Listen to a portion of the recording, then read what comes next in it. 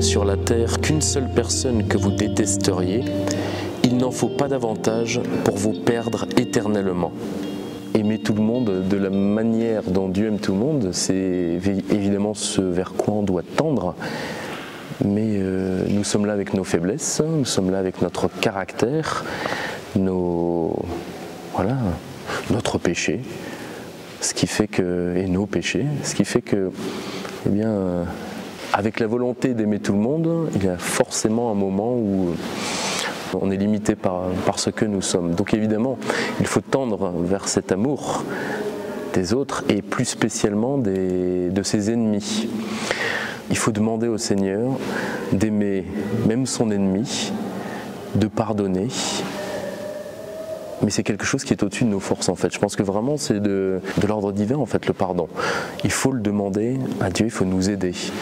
Le pardon et l'amour d'un ennemi, c'est peut-être une croix qu'on a apportée toute notre vie et quelque chose qui ne disparaît pas par magie. Mais il faut le demander, nous apprendre à pardonner et d'aimer même ceux qui nous ont fait du mal. Parce qu'on est évidemment tenté de vouloir une justice, que justice soit faite. Une phrase peut-être que j'ai entendue plusieurs fois, je pardonne mais je n'oublie pas.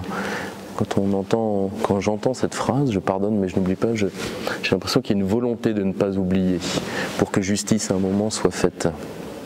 C'est humain, mais je pense qu'il faut demander à Dieu l'aide parce que nous ne pouvons pas y arriver avec nos propres forces.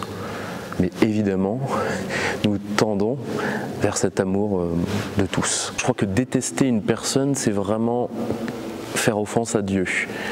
Ne pas avoir des accointances avec certaines personnes, c'est évidemment possible. Et détester une personne, fondamentalement, c'est nier en fait la divinité qu'il y a en cette personne, qui est à l'image de Dieu.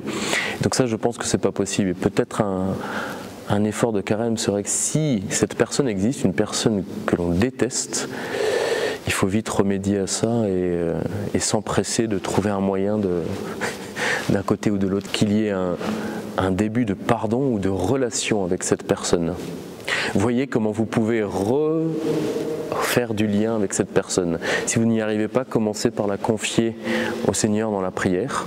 Prier pour quelqu'un qu'on n'aime pas, je pense que c'est une des choses les plus fortes. Et ne pas le faire pour que Dieu la change, mais pour que nous soyons changés pour la voir autrement et la voir avec les yeux de Dieu.